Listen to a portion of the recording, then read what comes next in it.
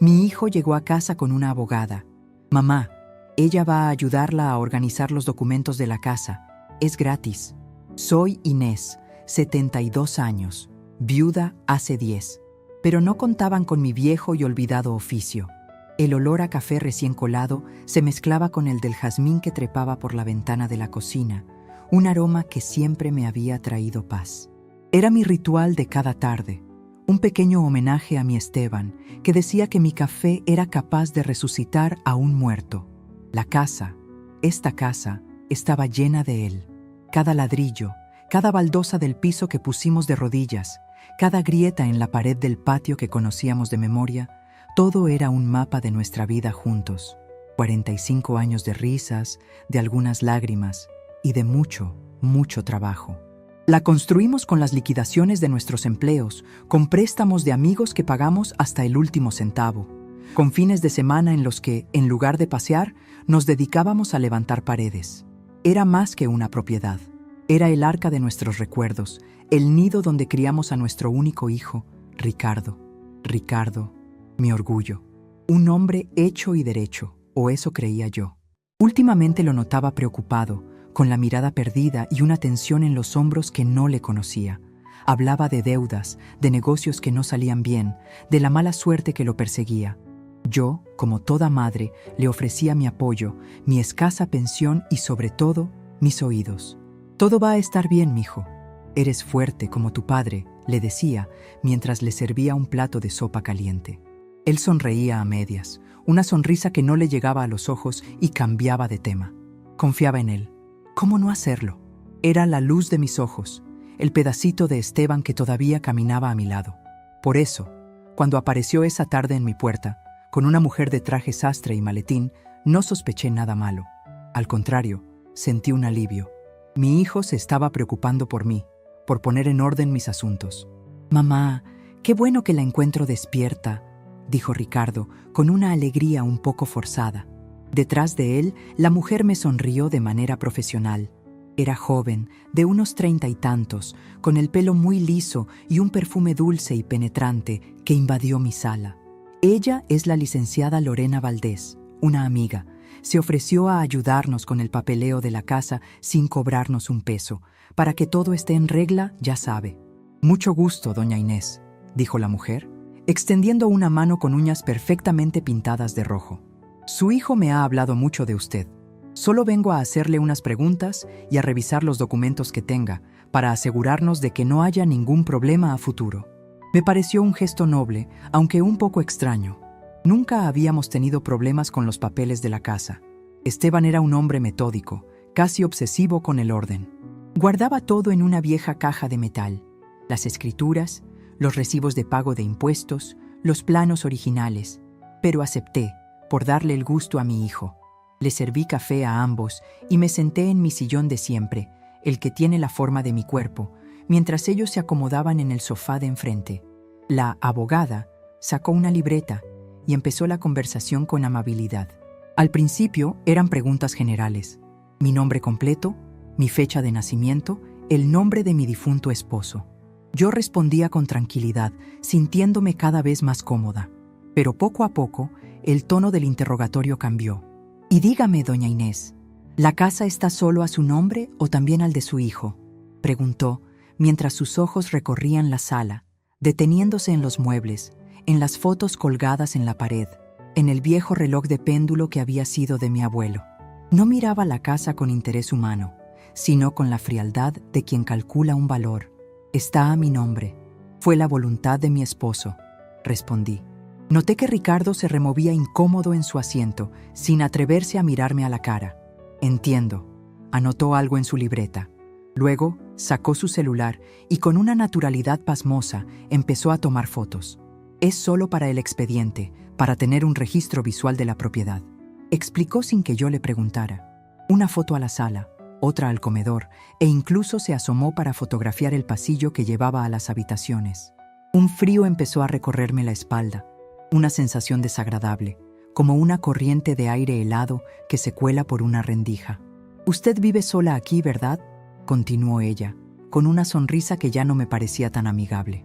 «Sí, desde que mi Esteban partió», contesté, con la voz un poco más seca. ¿Y su hijo la visita seguido? ¿Vive lejos de aquí? La pregunta me cayó como un balde de agua fría. Ahí estaba. No era una pregunta legal, no era para organizar ningún papel. Era una pregunta para medir mi soledad, mi vulnerabilidad. El castillo de naipes de la confianza empezó a tambalearse. Miré a Ricardo, buscando una explicación en sus ojos, pero él desvió la mirada hacia una mancha en la alfombra, como si fuera lo más interesante del mundo. El corazón me dio un vuelco doloroso. Era la misma mirada esquiva que ponía de niño cuando rompía un plato y no quería confesarlo. Mi hijo, mi propio hijo, estaba metido en esto. La decepción fue una punzada aguda, un dolor físico en el pecho que me robó el aire por un segundo. Me sentí ingenua, tonta. ¿Cómo no me di cuenta antes? La prisa de Ricardo, su nerviosismo, la generosidad inexplicable de una abogada gratis. Todo encajó de golpe, con la brutalidad de una revelación que uno nunca quisiera tener.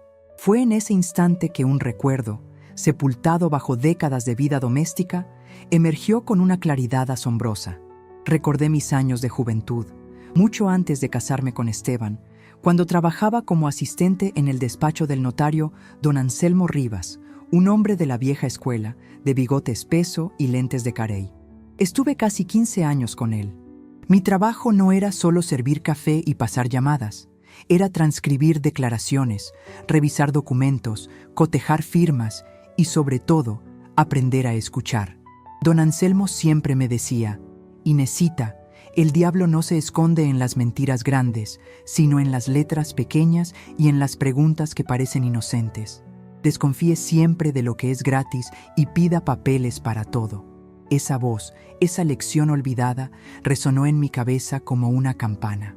Yo no era solo una viuda de 72 años que hacía buen café. Yo había sido Inesita, la que detectaba un poder notarial falso a 10 metros de distancia, la que sabía que un verdadero abogado jamás pregunta si vive sola antes de ver las escrituras. Una calma gélida se apoderó de mí, desplazando la angustia inicial. El dolor seguía ahí, en el fondo, pero ahora estaba cubierto por una capa de hielo. Me erguí un poco en mi sillón, y la mujer que había sido subestimada durante tantos años le cedió el paso a la asistente que don Anselmo había entrenado. Carraspeé suavemente, y con una voz que me sorprendió por su firmeza, me dirigí a la mujer. Disculpe mi atrevimiento, licenciada. Con esto de las estafas que se ven hoy en día, uno se vuelve desconfiado. Para mi tranquilidad, ¿sería usted tan amable de mostrarme su cédula profesional de abogada? Es un simple trámite, para sentirme más segura. El silencio que siguió fue denso, pesado. La sonrisa de Lorena Valdés se congeló en su rostro. Ricardo palideció. Ahora sí me miraba, con los ojos abiertos como platos, suplicando en silencio. La mujer titubeó. Abrió su bolso de marca, revolvió adentro con torpeza, como si buscara algo que sabía que no iba a encontrar. Es que la dejé en la oficina. Justo hoy la saqué para una fotocopia. Balbuceó, perdiendo toda su compostura. «Qué mala suerte», respondí yo, sin parpadear. «Pero seguro tiene alguna otra identificación con usted, su licencia de conducir, su documento de identidad. Déjeme verlo». Acorralada, sacó su cartera y me extendió su identificación personal. La tomé con mis manos, que ya no temblaban. Leí el nombre, Lorena Valdés, y debajo, en letras pequeñas, su profesión, asesora inmobiliaria. Levanté la vista y la clavé en sus ojos. No dije nada, solo la miré. Dejé que el silencio hiciera su trabajo. Ella entendió. Ricardo entendió. La farsa se había derrumbado. La supuesta abogada era una vendedora de bienes raíces. Y mi hijo no la había traído para organizar mis papeles, sino para tasar la casa, para planear cómo quitármela. Se levantaron de un salto, atropellándose con excusas incoherentes. «Mamá, es un malentendido. Señora, creo que me confundí de cliente. Ya nos íbamos, tenemos prisa». Salieron de mi casa casi corriendo, como cucarachas cuando se enciende la luz. Me quedé sola en la sala, con el olor a su perfume barato todavía flotando en el aire y el eco de la puerta al cerrarse. El hielo que me sostenía empezó a derretirse y el dolor de la traición me golpeó con toda su fuerza. Las lágrimas corrieron por mis mejillas, lágrimas amargas por mi hijo, por su engaño, por la herida profunda que me había abierto. Pero mientras lloraba, sentada en el sillón de mi casa, de mi fortaleza, una nueva sensación empezó a crecer en mi pecho. No era resignación, era furia, una furia fría, tranquila y afilada. Se habían metido con la casa de Esteban, con el trabajo de nuestra vida. Habían confundido mis canas con debilidad y mis arrugas con estupidez. Sequé mis lágrimas con el dorso de la mano. Miré la foto de Esteban en la mesita de centro, sonriéndome como siempre. Le hice una promesa silenciosa. Esto no se iba a quedar así. Ricardo pensaba que había engañado a una viejita indefensa, pero acababa de despertar a la mujer que le enseñó a leer las letras pequeñas de la vida. La noche cayó sobre la casa como un manto pesado y silencioso. El aroma a café se había desvanecido, reemplazado por el olor a polvo y a papel viejo que emanaba de la caja de metal que acababa de bajar del ropero. Era la caja de Esteban, nuestro cofre del tesoro, como él lo llamaba en broma. No contenía joyas ni doblones de oro, sino algo mucho más valioso, los cimientos de nuestra vida. Me senté a la mesa del comedor, la misma donde Ricardo aprendió a hacer sus tareas, y la abrí. La bisagra rechinó, un sonido que era como un eco de todos los años que había permanecido cerrada. Adentro, todo estaba en un orden impecable, el orden de Esteban. Mi primer impulso, mi primer movimiento en este tablero de ajedrez que la vida me había puesto enfrente, era investigar. No podía actuar a ciegas. La rabia era un buen combustible, pero la información era el verdadero motor. Primero, Lorena Valdés, la asesora inmobiliaria. En mis tiempos, uno tenía que ir a registros y archivos para averiguar sobre alguien. Ahora, según veía a mis vecinas, casi todo estaba en ese aparato llamado Internet. Yo no tenía uno de esos, pero sí tenía el ingenio que me dio la necesidad. Al día siguiente, con la excusa de comprar pan dulce, fui a la papelería del barrio donde los jóvenes iban a hacer sus tareas. Le pagué a un muchacho amable unos cuantos pesos para que me buscara el nombre de esa mujer y su agencia. Los resultados aparecieron en la pantalla en un parpadeo. Inmobiliaria Futuro Hogar. Un nombre tan optimista como falso. Lo que encontré debajo me heló la sangre. Quejas de otras personas, familias que hablaban de tácticas de presión, de engaños a personas mayores, de comisiones abusivas y de documentos con letras pequeñas que escondían trampas. Lorena Valdés era la estrella de esa cueva de ladrones. Sentí asco, pero también una extraña satisfacción. No estaba loca, mi instinto no me había fallado. Ella era una depredadora y mi hijo me había servido en bandeja de plata. Luego venía la parte más dolorosa.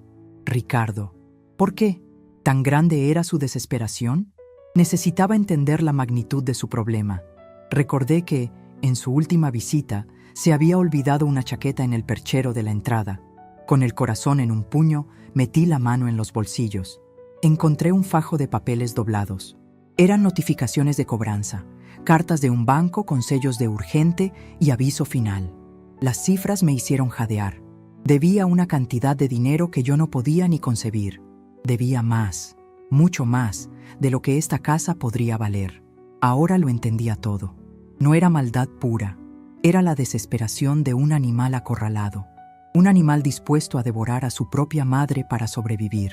La revelación no disminuyó mi dolor, pero sí enfocó mi rabia. No se trataba solo de salvar mi casa. Se trataba de salvar a mi hijo de sí mismo, aunque para ello tuviera que enfrentarme a él con todas mis fuerzas. Con esa verdad amarga asentándose en mi alma, volví a la caja de Esteban.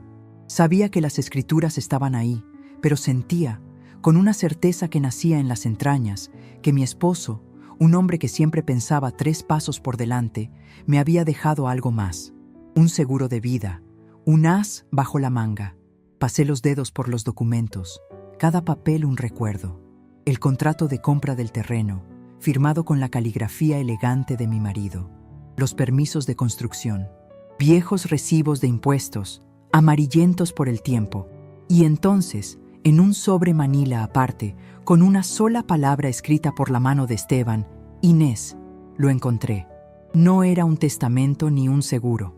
Era un documento notariado, con sellos y timbres oficiales, fechado hacía unos 15 años. Se titulaba Constitución de Usufructo Vitalicio. Mis ojos, acostumbrados a leer este tipo de lenguaje por mis años con don Anselmo, devoraron las cláusulas. Esteban, mi precavido y maravilloso Esteban, sin decírmelo siquiera para no preocuparme con cosas legales, había puesto la casa a mi nombre, sí, pero también había establecido un usufructo vitalicio a mi favor. En términos sencillos, que hasta un niño podría entender, significaba que mientras yo viviera, yo y solo yo tenía el derecho de usar y disfrutar de esta casa. La propiedad era la nuda propiedad, como se le dice, y podía estar a mi nombre o al de quien fuera, pero el derecho a vivir en ella era mío hasta mi último aliento. Nadie podía venderla, nadie podía hipotecarla, y sobre todo, nadie podía echarme de aquí sin mi consentimiento explícito y firmado ante notario. El papel temblaba en mis manos. Era un escudo, una muralla legal que mi esposo había construido a mi alrededor desde el pasado. Ricardo podía ser el dueño en el papel el día que yo faltara, pero mientras tuviera aire en los pulmones, él no tenía ningún poder real sobre estos ladrillos. Lorena Valdés y su pandilla de buitres podían tener 1000 trucos, pero contra un usufructo vitalicio debidamente registrado no tenían nada que hacer. Era un jaque mate legal. Las lágrimas volvieron a mis ojos, pero esta vez no eran de dolor ni de rabia. Eran de gratitud, de un amor tan profundo que trascendía la muerte. Esteban me estaba cuidando, aún después de haberse ido.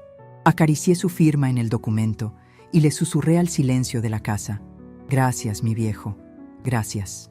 Me quedé allí, en la quietud de la madrugada, con el documento protector sobre la mesa.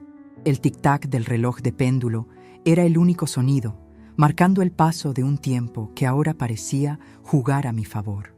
Comencé a pensar en todos los años desde que Esteban se fue, en cómo, poco a poco, el mundo a mi alrededor había empezado a tratarme de una forma distinta. Para el doctor, era la abuelita que olvidaba tomarse la presión. Para el joven del banco, era la señora a la que había que explicarle 3 veces cómo usar el cajero automático. Para mis vecinas, era doña Inés, la viejita simpática que hacía buen bizcocho. Incluso para Ricardo, me había convertido en mamá, una figura a la que se ama, se respeta, pero ya no se consulta. Una figura a la que hay que cuidar, proteger de sí misma y cuyas opiniones se escuchan con una sonrisa condescendiente. Me habían convertido en un fantasma adorable, en un mueble más de la casa. Una mujer invisible definida por sus canas y no por su historia. Nadie recordaba a la Inés joven, la asistente legal que sabía más de trámites que muchos abogados novatos. Nadie veía a la mujer que había administrado la economía de un hogar con un sueldo de obrero, estirando cada peso como si fuera un milagro. Nadie reconocía a la estratega que había criado a un hijo, enseñándole el bien y el mal. Me habían subestimado tanto y tan a menudo que por momentos hasta yo misma me lo había creído. Me había resignado a mi papel de viejita tierna e inofensiva. El intento de estafa de mi hijo, por más doloroso que fuera, había sido una bofetada que me despertó de ese letargo. Ellos no veían a la mujer que yo era, solo veían una firma fácil, una presa débil. Creían que mi mente, como mis rodillas, se había vuelto lenta y achacosa, pero estaban equivocados. Mi cuerpo podía tener 72 años, pero mi mente, la mente que don Anselmo afiló y que el amor de Esteban protegió, estaba más lúcida que nunca. La rabia se había transformado ahora en una determinación fría como el acero. Justo en ese momento, como si el destino tuviera un retorcido sentido de la ironía, sonó el teléfono. Era Ricardo. Su voz sonaba melosa, falsamente preocupada. «Hola, mamá. ¿Cómo amaneció? ¿Se tomó sus pastillas para el corazón? Ayer la noté un poco alterada. Creo que esa reunión la confundió un poco», dijo, con ese tono que se usa para hablarle a los niños. Yo, con el documento de usufructo a centímetros de mi mano, le seguí la corriente. Era hora de usar la máscara que ellos mismos me habían puesto. «Ay, mijo, sí, tienes razón. Ya una no está para estos trotes. Tantos papeles y palabras raras me marean», respondí, poniendo un temblor fingido en mi voz. Esa señorita abogada era muy simpática, pero hablaba muy rápido. Escuché un suspiro de alivio al otro lado de la línea. No se preocupe, mamita. Yo me encargo de todo. Olvídese del asunto. Solo descanse, ¿sí? La llamo luego para ver cómo sigue. Colgó. El muy idiota se había tragado el anzuelo. Creía que yo estaba confundida, que había olvidado el incidente de la identificación, que volvería a ser la viejita manejable de siempre. Mientras él pensaba que la partida había terminado, yo apenas estaba colocando mis piezas en el tablero. Mi plan comenzó a dibujarse en mi mente, claro y preciso. No iba a ser una confrontación gritada. Eso era lo que ellos esperarían. No, iba a ser una lección silenciosa, metódica e implacable. Usaría la ley, la misma que ellos intentaron torcer para su beneficio. Iba a usar su codicia como la soga para atarlos. Pero no podía hacerlo sola. Necesitaba un aliado, un verdadero profesional, alguien de confianza inquebrantable que no me viera como una abuelita. Y entonces, otro recuerdo de mis años en la notaría vino a mí. El hijo de don Anselmo, el pequeño Javierito, un niño travieso que venía a la oficina después de la escuela y al que yo le daba galletas a escondidas de su padre. Javier había seguido los pasos de don Anselmo. Se había convertido en un abogado y, según había escuchado alguna vez, uno muy respetado, un especialista en derecho civil, un tiburón en los tribunales, pero con la misma ética de hierro de su padre. Hacía 30 años que no sabía nada de él, pero tenía la certeza de que se acordaría de Inesita, la que le guardaba las galletas de chocolate. Busqué en la vieja agenda telefónica de Esteban, esa libreta de cuero gastado que aún olía a él. Y ahí estaba. Rivas, Javier, abogado. El número seguía siendo el del viejo despacho de su padre. Tomé el teléfono con una mano firme. El corazón me latía con fuerza, pero no de miedo, sino de una energía que creía perdida. Era el primer paso de mi contraataque. Marqué los números que no había discado en 30 años. La partida de ajedrez estaba por comenzar, y la reina, que todos creían un simple peón, estaba lista para hacer su primer movimiento. La voz al otro lado de la línea fue primero una formalidad de recepcionista, luego un silencio dubitativo, y finalmente un eco del pasado. ¿Inesita? ¿Es usted la Inesita de mi papá? La voz de Javier Rivas, ahora la de un hombre maduro, conservaba un dejo de la calidez del niño que recordaba.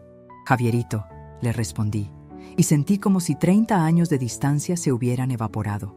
Le expliqué, sin entrar en detalles por teléfono, que necesitaba el consejo de un abogado de confianza sobre unos papeles de la casa. Me dio una cita para el día siguiente en su despacho, el mismo despacho de su padre, en el centro de la ciudad. Llegar allí fue como viajar en el tiempo. El edificio ahora parecía pequeño y anticuado al lado de los gigantes de cristal que lo rodeaban. Pero por dentro, el aroma a madera vieja, a cuero y a papel era exactamente el mismo. Javier me recibió con un abrazo que me conmovió. Era la viva imagen de don Anselmo, pero con menos severidad en la mirada. Me sirvió un vaso de agua y me escuchó. Le conté todo, desde la llegada de Ricardo con la falsa abogada hasta el descubrimiento de mis sospechas y el hallazgo del documento de Esteban. No omití el dolor, la traición, ni la llamada condescendiente de mi hijo. Hablé con calma, sin lágrimas, con la precisión de quien dicta un testimonio. Él escuchaba, asintiendo, su rostro profesional endureciéndose a cada palabra. Cuando terminé, deslicé sobre el escritorio pulido el sobre manila. Javier sacó el documento del usufructo vitalicio. Sus ojos de experto lo recorrieron, primero con rapidez, luego con una lentitud meticulosa. Una sonrisa de genuina admiración se dibujó en su rostro. Inesita, su esposo, don Esteban, era un hombre brillante, un verdadero visionario. Esto, dijo, dando un golpecito al papel, es una fortaleza legal inexpugnable. Es oro molido. Con este documento, su hijo y esa asesora no pueden hacer absolutamente nada. La casa es suya, para su uso y disfrute, hasta el día que usted decida otra cosa o hasta su último suspiro. Punto final. Sentí que un peso enorme se levantaba de mis hombros. Una cosa era mi interpretación de aficionada y otra muy distinta la confirmación de un abogado de su calibre. ¿Qué hago ahora, Javierito?, le pregunté. Ahora, Inesita, es cuando dejamos de ser la abuelita confundida y empezamos a jugar. Su instinto de seguirles la corriente es perfecto. Ellos creen que tienen el control. Vamos a dejar que lo sigan creyendo. Nuestro primer movimiento no será un ataque, será una defensa activa.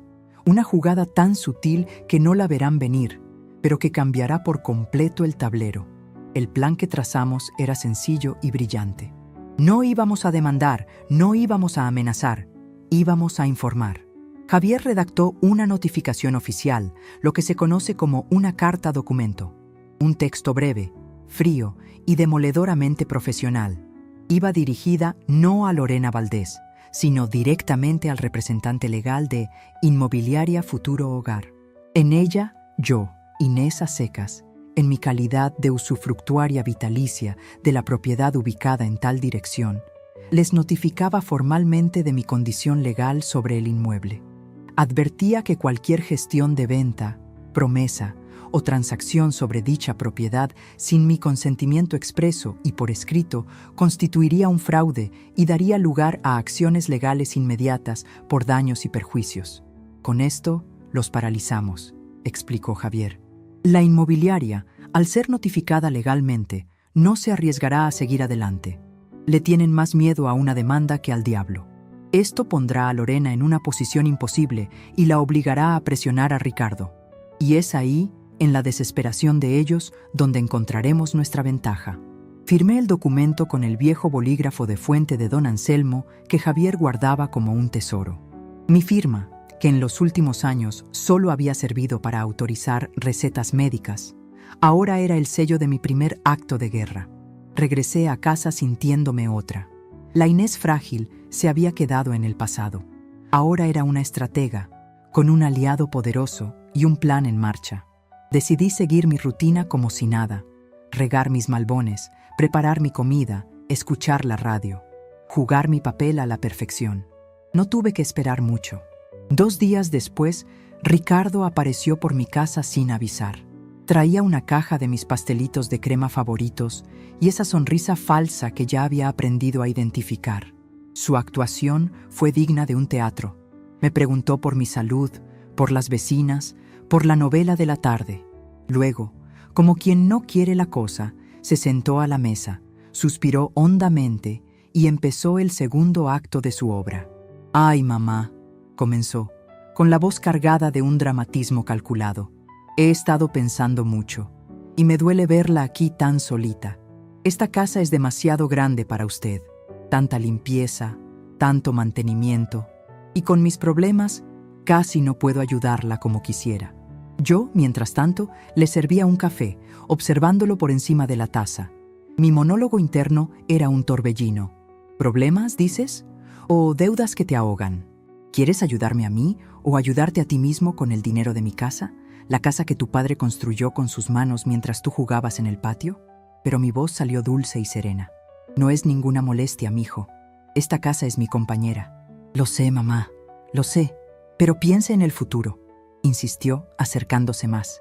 Si vendiéramos la casa, podríamos comprarle un departamentito precioso, moderno, con seguridad las 24 horas. Y con lo que sobra, yo podría pagar mis deudas y empezar de nuevo. Sería la solución para todos. Piénselo, por favor. Es por nuestro bien.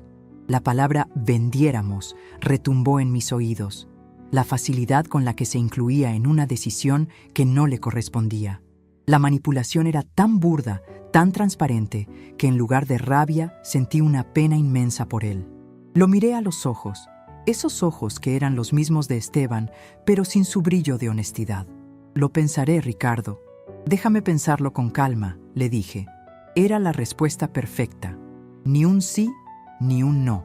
Una respuesta que alimentaba su esperanza y me daba el tiempo que necesitaba para que la carta documento llegara a su destino. Y llegó. Vaya que sí llegó. El estallido ocurrió al día siguiente, a media tarde. El teléfono sonó con una insistencia que presagiaba una urgencia. Era Ricardo, pero ya no era el hijo actor y melodramático de la víspera. Su voz era un chillido de pánico y furia. «Mamá, ¿qué es esto? ¿Qué hiciste?», gritó, sin siquiera un «hola». Yo mantuve la calma, como me había instruido Javier. ¿Qué pasa, hijo? ¿Por qué gritas así? ¿Me vas a subir la presión? Una carta. Llegó una carta de un abogado a la inmobiliaria. A nombre tuyo. Dice que no se puede vender la casa, algo de un usufructo. Lorena me está volviendo loco.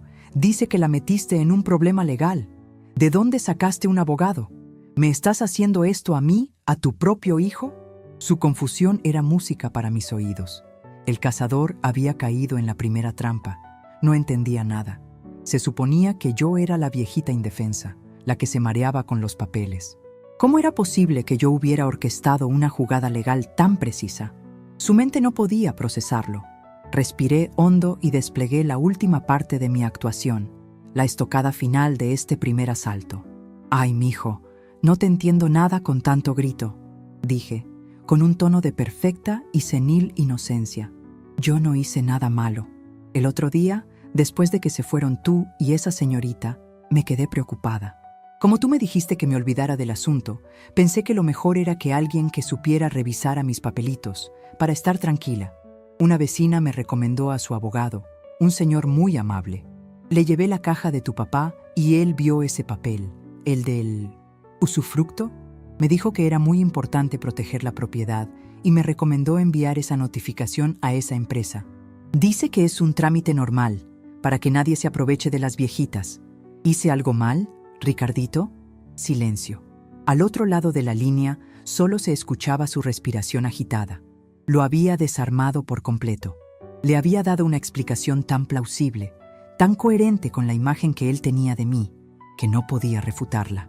No podía acusarme de estratega, porque mi coartada era mi propia supuesta debilidad. Le había arrebatado el poder, no con un grito, sino con un susurro. Él seguía en silencio, procesando la información, tratando de entender cómo su plan perfecto se había topado con un muro que él ni siquiera sabía que existía. Sabía que un abogado estaba involucrado, pero en su arrogancia seguro pensaba que era un abogado de barrio al que una vecina le había recomendado a la pobre viejita. Aún no podía ver la verdad completa. Aún no entendía que la reina en este tablero era yo. «Mamá», dijo finalmente, con la voz agotada, vacía de furia y llena de una desconcertada incredulidad. «Tengo que colgar». Colgó. Y yo, en la soledad de mi cocina, me permití una pequeña y silenciosa sonrisa. La ejecución silenciosa había sido un éxito. El equilibrio de poder había cambiado para siempre, y ellos ni siquiera sabían cómo había sucedido. El siguiente movimiento sería de ellos, un movimiento desesperado, y yo estaría esperándolo. Los días que siguieron a esa llamada de pánico fueron de una calma extraña, la quietud que precede a la tormenta. Ricardo no llamó más. Imaginaba el caos al otro lado de la línea, Lorena Valdés presionándolo, el castillo de naipes de su solución fácil derrumbándose sobre su cabeza. Por mi parte, aproveché ese silencio para consolidar mis defensas. Hablé un par de veces más con Javier, quien me confirmó lo que esperaba. La inmobiliaria Futuro Hogar le había enviado una respuesta formal, un escrito seco y legalista en el que acusaban recibo de mi notificación y declaraban el cese inmediato de cualquier gestión relacionada con mi propiedad.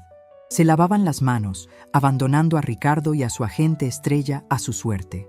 La primera consecuencia concreta de mi acción había caído con la fuerza de un hacha. Estaban solos. La tormenta finalmente estalló un sábado por la mañana.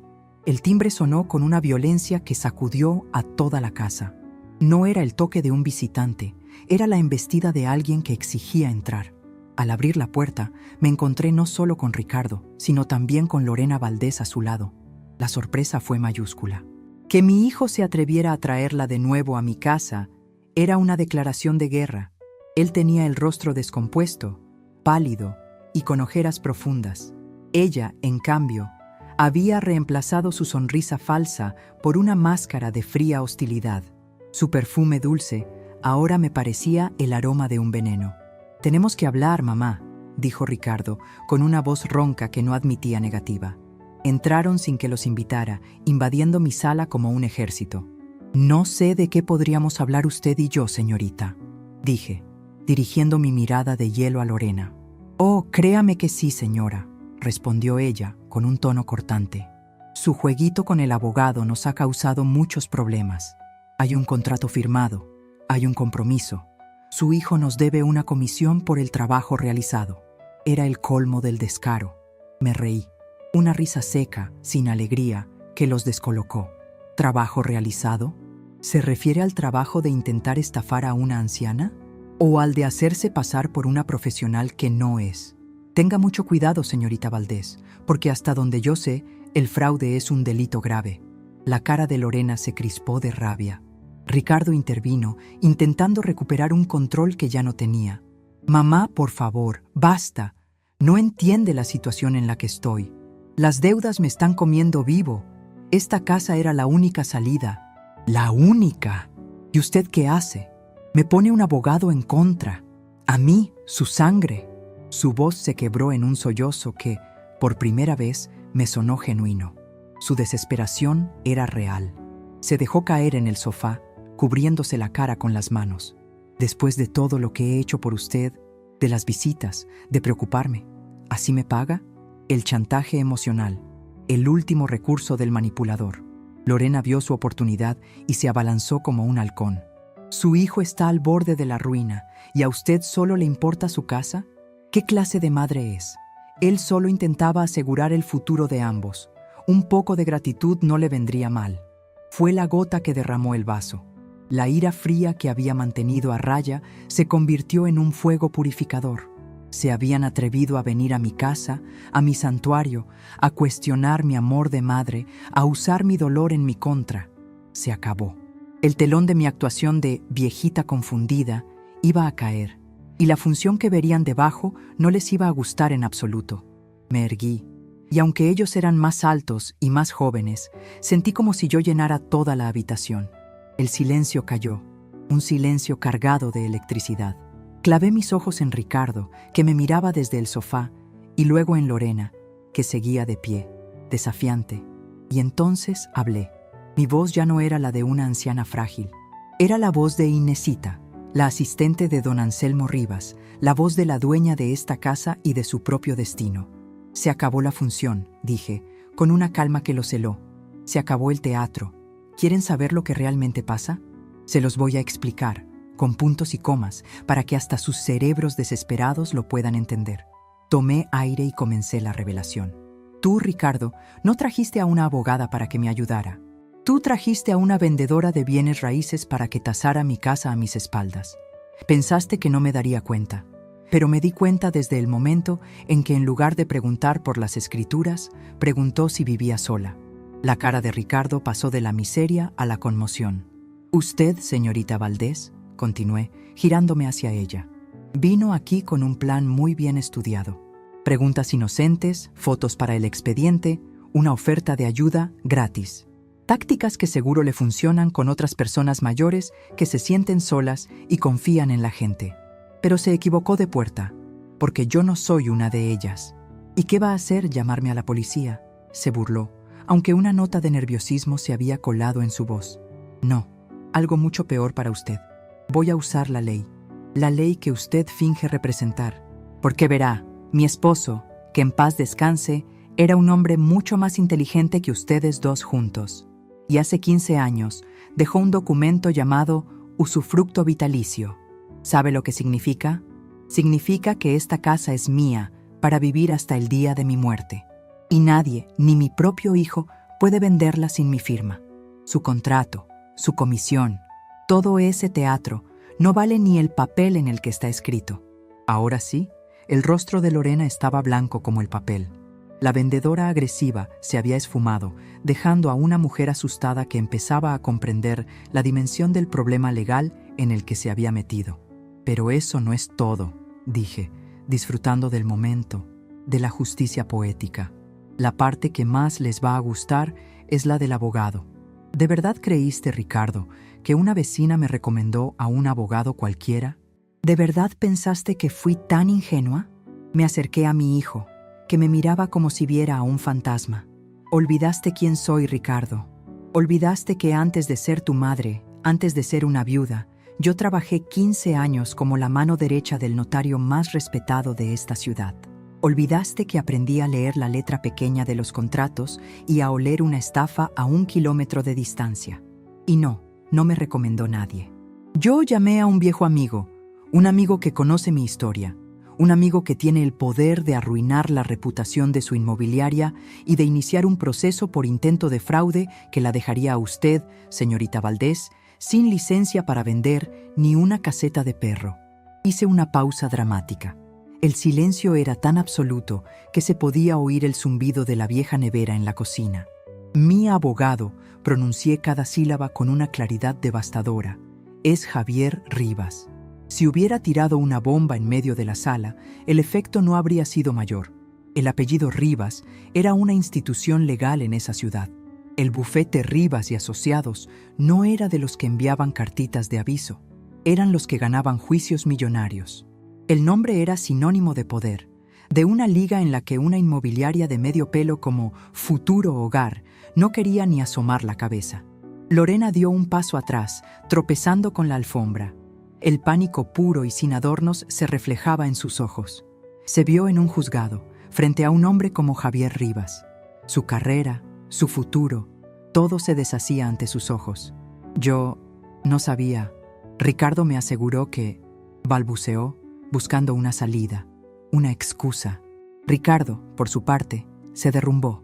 La revelación de que yo no solo no era tonta, sino que estaba varios pasos por delante, aliada con una potencia legal, lo destrozó. Toda la arrogancia, la manipulación, la autocompasión se desvanecieron. Solo quedó un hombre quebrado, enfrentado a la inmensidad de su error y a la inteligencia de la madre a la que había subestimado tan profundamente. «Fuera de mi casa», le dije a Lorena, con una voz baja pero cargada de una autoridad inquebrantable. «Ahora. ¿Y si vuelve a acercarse a mi hijo o a esta propiedad? La próxima comunicación que recibirá será una citación judicial del bufete Rivas». No tuvo que pensárselo 2 veces. Agarró su bolso y salió casi corriendo, sin mirar atrás, dejando tras de sí solo una estela de su perfume barato.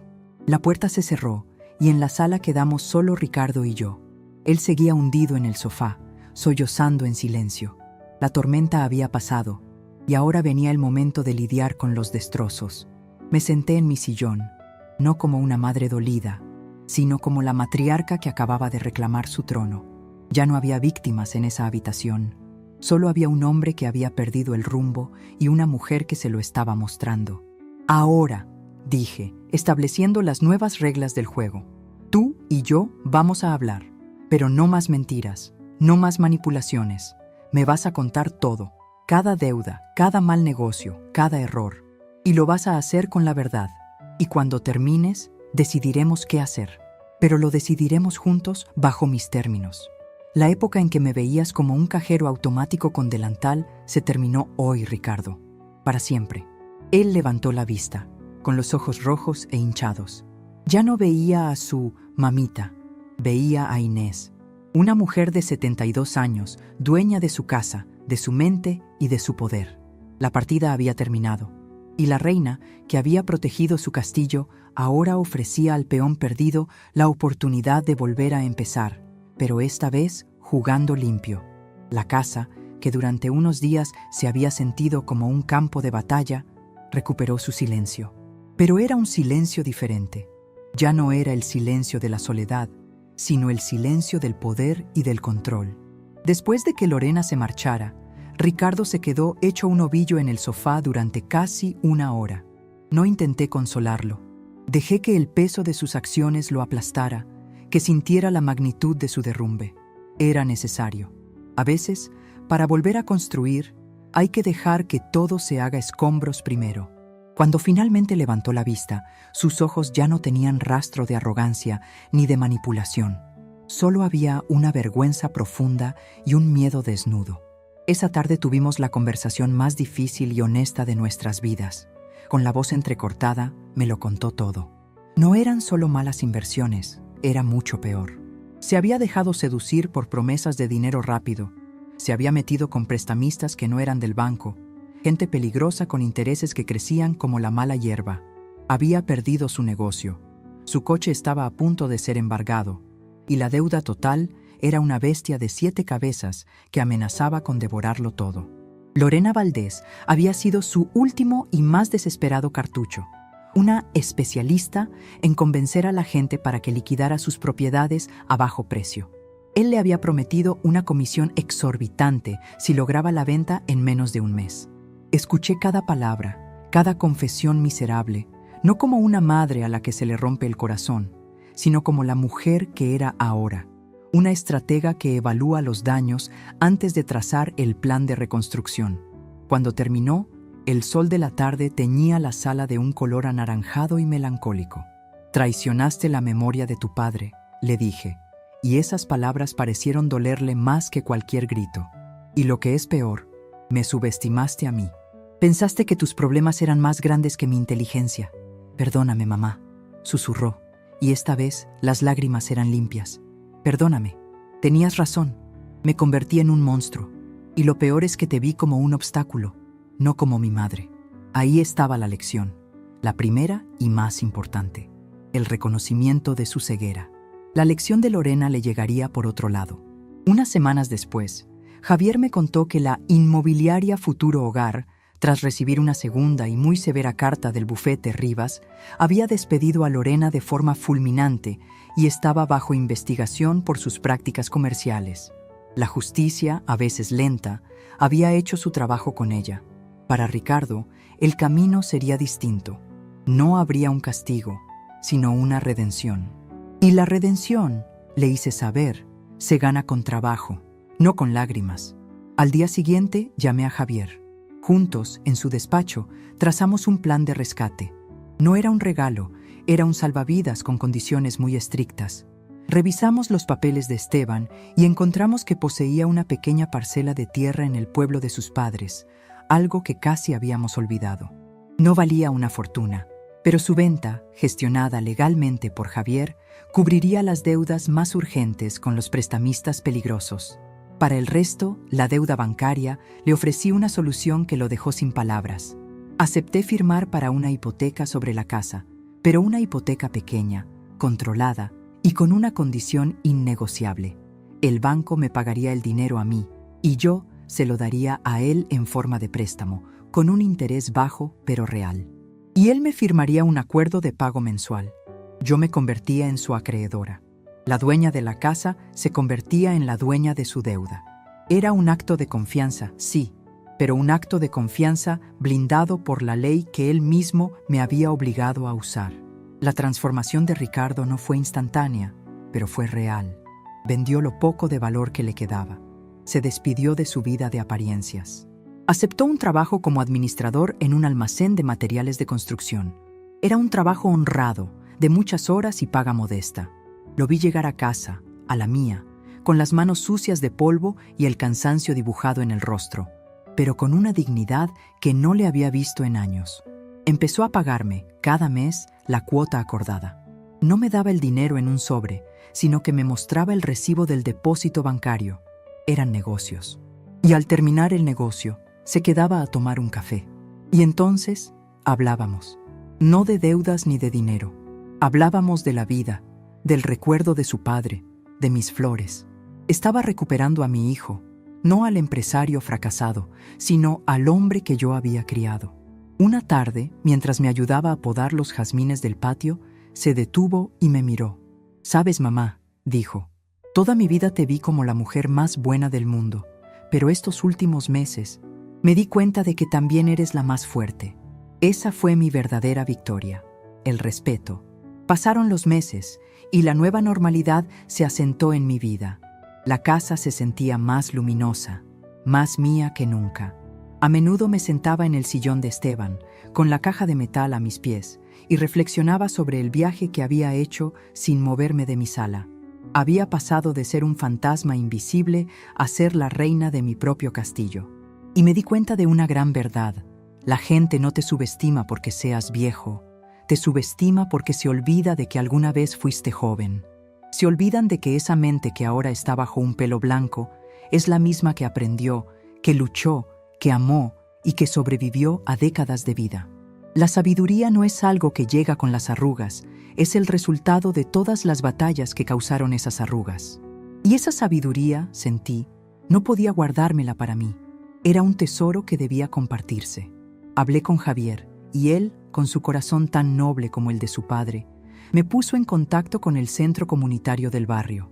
Empecé a ir los miércoles por la tarde, de forma voluntaria. Monté un pequeño taller que llamé Leyendo la letra pequeña. Allí me sentaba con otros como yo, hombres y mujeres de mi edad, y les ayudaba a entender. No daba consejos legales, para eso estaban los abogados. Yo traducía los contratos de los seguros, las cláusulas de las tarjetas de crédito, los papeles del teléfono. Les enseñaba a desconfiar de lo gratis, a pedir siempre una copia, a no tener miedo de decir, déjeme leerlo con calma. Mi legado no sería la casa, ni un poco de dinero. Mi legado sería esa pequeña llama de poder que ayudaba a encender en otros. La transformación estaba completa. Ya no era solo Inés, la viuda de Esteban. Era Doña Inés, la que te ayudaba a que no te vieran la cara. La historia termina aquí, pero mi vida no. Hoy, mi hijo está saliendo de sus deudas, ladrillo a ladrillo, con la frente en alto. Nuestra relación es más fuerte que nunca, porque ahora se basa en la verdad. Y yo, a mis 72 años, he descubierto que todavía tengo mucho que decir, mucho que hacer. Miro hacia el futuro, no como quien espera el final del camino, sino como quien acaba de encontrar un nuevo y emocionante sendero por el que caminar. La casa está en orden, el corazón está en paz y la mente está más afilada que nunca. Y para cualquiera que piense que la vejez es sinónimo de debilidad, solo tengo una sonrisa y una simple advertencia. Tengan cuidado, porque puede que se encuentren con una experta en leer las letras pequeñas de la vida.